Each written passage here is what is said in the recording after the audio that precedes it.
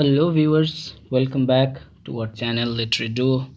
So this is going to be the last part finally of the video series about the poem Fra Lippo Lippi written by Robert Browning. So in the third part I stopped line number 254. Let me continue from line number 255. So after hard years throw throws of his steep hills so, although the miller does not preach to him the only good of grass is to make chaff. What would men have? Do they like grass or no? May they or mayn't they? All I want's the thing settled for ever one way. So here he goes on justifying his own argument by saying these lines: as it is, you tell too many lies and hurt yourself. You don't like what you only like too much. You do like what if you given at your word you find abundantly detestable. Okay, so later on he says, for me, I think I speak as I was taught. So he is straightforwardly telling the night guest that he is doing whatever he was taught. He has learned. Okay? So I always see the garden and God there. So here you would find the illusion of the garden where Adam and Eve were there. Okay, a making, this is a biblical allusion, so to say. Okay, so he says, for me, I think I speak as I was taught. I always see the garden and God there, a making man's wife, and my lesson learned, the value and significance of flesh I can't unlearn 10 minutes afterwards. So in these lines, another biblical images occurs. As I have said, the garden here refers to the Garden of Eden and the creation of mankind there. He tries to get across that God gave us a body and that it is unnatural to try to conceal this. This all contributes to his plea for earthly and mimetic representations in art.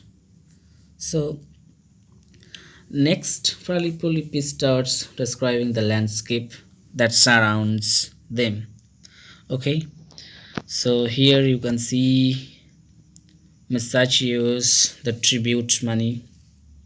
Okay, it's a beautiful painting. This is a beautiful painting. So you understand me, I am a beast, I know. But see now, why I see as certainly as that the morning star's about to shine. What will hap some day? We have youngster here. Comes to our convent, studies what I do, slouches and stares at lets no atom drop. His name is Gaiety, he will not mind the monks. They call him Hulking Tom, he lets them talk. He picks my practice up, he will paint apace. So he then talked about Giddy, one of the painters were there in the convent, and the Giddy's activities is portrayed there, what Giddy did in the convent. So then let's proceed. I hope so, though I never lived so long. I know what is sure to follow, you will judge. So this utterance, I hope so, though I never lived so long. I know what is sure to follow, you will judge. This shows his confidence about the future. You speak no Latin more than I belike. However, you are my man, you have seen the world, the beauty and the wonder and the power, the shapes of things, their colors, lights, and shades, changes, surprises, and God made it all. So it's continuously telling the artistic creation of God, and He is telling us not to deny the God's creation, that is, we with the mankind. Okay, so we cannot deny body and or bodily desires so easily. Okay, so this is the key point Browning is trying to say here. For what do you feel thankful? I know. For this fair town's face yonder river's line, the mountain round it and the sky above. Much more the figures of man, woman, child, these are the frame too. What's it all about? To be passed over, despised, or dwelt upon? Wondered at? Oh, this last, of course, you say. So next, Fra Lippo Lippi starts describing the landscape that surrounds them, as I've said. After this, he asks his interlocutors what they think that the purpose of this beautiful scenery is. In a way, he is placing the answer in their mouths before they have even say anything. Browning introduced the answer of the gods in the monologue. Under that, oh, this last, of course, you'll say in line number 292. So this creates the impression that Brother Lippo Lippi is repeating the words of the city gods. Okay, so this is the thing. So here you can see Fra Lippo Lippi's the historical figures painting, the Annunciation. Okay, the beautiful painting. Okay, let's proceed. But why not do as well as say paint this, just as they are, careless what comes of it? God's work, paint anyone and count it crime. To let a truth sleep, don't object, his works are here already, nature is complete. Suppose you reproduce her, which you can't. There is no advantage, you must beat her then. For don't you mark? We are made so that we love first when we see them painted. Things we have passed perhaps 100 times, nor cared to see. And so they are better, painted better to us, which is the same thing. Art was given for that. God uses us to help each other so, lending our minds out. Have you noticed now your Colin's hanging face? A bit of chalk, and trust me, but you should, though. How much more? If I drew her things with the same truth that were to take the prior's pulpit place, interpret God to all of you. Oh, oh, it makes me mad to see what men shall do and we in our graves. This was no blot for us, nor blank. It means intensely and means good. To find its meaning is my meat and drink. So here what we see that the overall conclusion is that the landscape should be admired. Fra Lippo Lippi expands this logically and states that something that is worth admiring is worth being painted in a realistic way. Why should you deform beautiful things if you base artistic works upon them? Brother Lippo Lippi is formulating the opinion of the other monks and states that according to them it is useless to represent nature because she is already complete. This in a way aligns the monks again with Plato's ideas. Plato thinks of art as a representation of representation and therefore as useless. The brother responds with his vision on art. He thinks that art is supposed to make us really see what we have passed 100 times without noticing. Okay, so art should be like that, what we don't see generally. Okay, so let's proceed. But you don't so instigate to prayer, strikes in the prayer when your meaning's plain. It does not say to folk, remember matins, or mind you first next Friday. Why for this? What need of art at all? A skull and bones, two bits of stick nailed crosswise, or what is best, a bell to chime the hour with does as well. The prior's thoughts are rendered further on. According to Prior, painting ugly things does not provide your audience with a moral, with a religious lesson. Fra Lippo Lippi responds to this point of view by stating that if art is only to be used to give such kind of lessons, then it may as well be considered to be useless. Okay?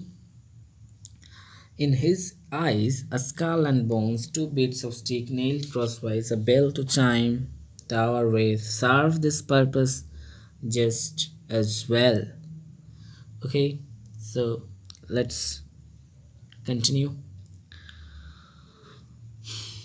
Where I was, where I was. Okay, I painted a Saint Lawrence 6 months since at Prato splashed the fresco in fine style. Okay, before that, let me tell you about the significance of crosswise here is mentioned. The cross, the stereotypical Catholic symbol, is described in terms of two simple bits of stick nailed crosswise. Additionally, the bell in the church is a symbol bell that indicates the hour for Fra Lippo Lippi. I think he does not really mean this, but he is trying to attack the Catholic Church in the same way they attacked his art, namely by downgrading it and reducing it to its simplest purpose. Okay, now proceed. Now let's proceed. I painted a Saint Lawrence 6 months since at Prato, splashed the fresco in fine style. How looks my painting? Now the scaffold's down. I ask a brother hugely. He returns already not one fees of your 3 slaves, who turned the deacon of his toasted side, but scratched and prodded to our heart's content. The pious people have so eased their own with coming to say prayer. There is rage. We gate on fast to see the bricks beneath. Although Browning never claims to be historically correct, he makes a historical error.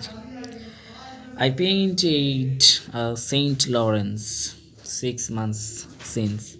Filippo di Tommaso Lippi did not paint at the Prato, but he never painted a Saint Lawrence. In line 324, the monk is talking about his own paintings in terms of fine. This again points at Fra Lippo Lippi's tendency towards arrogance. Okay, let's proceed. Already, okay, I have discussed this. Expect another job this time next year for pity and religion grow. I the crowd. Your painting serves its purpose. Hang the fools. Okay.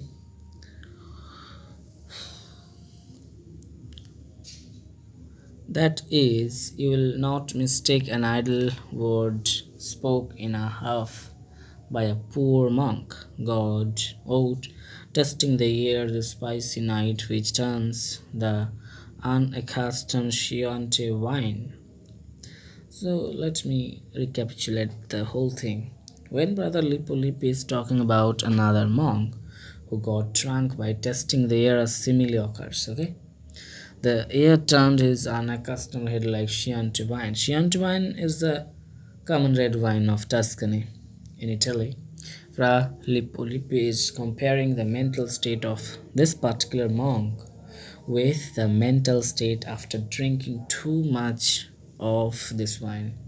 He does this to show the guards that this monk's artistic meaning is as firm as reliable of that of a drunk and thus is worthless. Okay, so let's proceed. Oh, the church knows. Oh, the church knows. Don't misreport me now. It is natural a poor monk out of hounds should have his apt word to excuse himself. So here he is justifying by saying that it is a natural a poor monk, okay? Out of bounds, he is trying to excuse himself, okay? And hearken how I plot to make amends. I have bethought me I shall paint a piece that's for you. Give me 6 months, then go see something in St. Ambrosius, bless the nuns. When Fra Lippo Lippi is afraid that the guards will misreport him, he starts acting politely.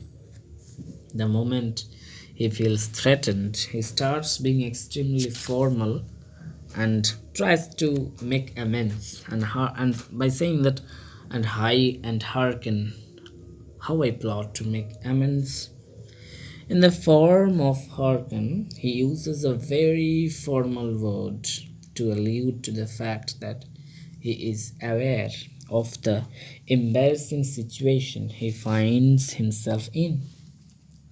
So this goes on even further. There's for you, he wants to save himself by trying to bribe the city guards. And later, the reference to Saint Ambrosio and its sister is not arbitrary. Filippo di Tommaso Lippi did paint his masterpiece, a coronation of the Virgin for the nuns of the Saint Ambrosio. Browning described this work of art in the poem. He uses both contrasts and similarities in this depiction. Okay. There is for you, give me 6 months, then go see something in St. Ambrosius, blessed nuns. They want a cast of my office, sorry. I shall paint God in the midst, Madonna and her babe. Here you can see Fra Lippo Lippi's portrait of a woman, okay. So Madonna denotes Mother Mary and her babe, that means the Christ. Jesus Christ, rinsed by a bowery, flowery anger brood, lilies and vestments and white faces, sweet as puff on puff of grated orris root. When ladies crowd to church at midsummer, and then in the front of a course, a saint or two, Saint John, because he saves the Florentines, Saint Ambrose, who puts down in black and white the convent's friends and gives them a long day and job. I must have him 3 past mistake. The man of us, and us without the Z, painters who need his patience. So the reference to Ambrosio and his sister is not arbitrary, as I've said. And also a special similarity occurs in line number 349. Bowery, flowery. Obviously, both words rhyme. On top of that, they come with the same connotation since they both remind the reader of colors. There is also a reference to Job and his land of Uz. Browning used a wordplay by changing one letter in this land of us and thus referring to us. With us, he means all painters who need the same kind of patience as Job to finish their work of art. Okay, So we then let's continue. Well, all these secured at their devotion of shall come out of a corner when you least expect, as one by a dark stair into a great light, music and talking. Who? But Lippo, mazed, motionless, and moonstruck. I am the man. The talking about his own master. The talking about his own master has triggered off the arrogance in Monk again. This becomes clear through a long alliteration here. Mazed, motionless, and moonstruck, I am the man. The M sound is used 5 times in this single line. According to my interpretation, this points again at the arrogance of Brother Lippo Lippi because the repetition of all the sounds remind the reader in one way or another of the word me. The hearers seem to be listening to the repetition of this, in this case, self centered word. Okay. Browning also referred here to the representation of the painter himself in the corner of his masterpiece. Okay. Back I shrink. What is this I see and hear? I caught up with my monk's things by mistake. My old serge gown and robe that goes all round. I in this presence, this pure company. Where is the hole? Where is the corner for escape? Now he is searching for the escape. Escape from that situation where he was caught by the night guards. Okay? So he is searching for a retreat. A retreat, sorry. Then steps a sweet, angelic sleep of a thing. Forward puts out a soft palm, not so fast. Addresses the celestial presence. Nay, he made you and devised you after all. Though he is none of you, could Saint John there draw his camel hair, make up a painting brush? We come to Brother Lippo for all that. Este perfecit office. So in this there is an interpretation that este perfecit office means caused the work to be done and not as Browning meant it, made the work. There are a lot of specialities who share Browning's specialists, who share Browning's opinion. Okay, stay perfect office. So all smile. I shuffle sideways with my blushing face under the cover of 100 wings thrown like a spray of cuddles when you are gay. So basically, here Fra Lippo Lippi is goes on talking about his arts and what he will do. Okay, after going the after going to the house of Costume of the Medici. So here is going on talking like this. Thrown like a spread of curtains when you are gay and play hot cockles, all the doors being shut, till wholly unexpected in their puffs, the hotted husband. Thus I scuttle off to some safe bench behind, not letting go the palm of her, the little lily thing that smoked the good word for me in the neck. Like the prior's niece, St. Lucy, I would say. And so all is saved for me and for the church, a pretty picture gained. So he's talking about now one of his paintings, the way he painted the painting. Go 6 months hence, your hands, sir, and goodbye.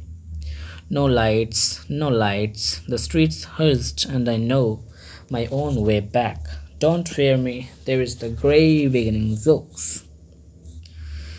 So, within Browning's point of view concerning this case, this pure company is rather ambiguous. Okay, this pure company is rather ambiguous. This might be the company he is presently with, namely the policeman, or it may be the saints accompanying him on the painting. So at the end of the poem, Fra Lippo Lippi takes the upper hand in the conversation again and decides that it is time for him to leave. Okay, he says, and so all is saved for me and for the church, a pretty picture gained. Go 6 months hence, your hands and goodbye. So he's ready to go. He finishes by referring to grey beginning. Next, to the fact that it is a paradox to mention the word beginning at the end. Okay, the grey beginning, he says in the very last line of this poem. The word grey also contains a special meaning since he contrasts black and white through the poem. This may be evidence of a compromise he has made. He did paint some saints like other monks wanted him to, but at the same time he managed to keep up his own artistic ideology. So this is all about the poem. So in a way you can say that this particular poem, the utterances made by Fra Lippo Lippi is nothing but a justification of his own ideology, of art. That is, art should be realistic, and there, if you have a, if viewer has as eyes of looking his art, so that the viewer can find the soul also in his paintings. But Prior in the convent did not find the soul in his artistic works. So with this note, I want to end this video series. Finally, I'm done. So thank you. Bye.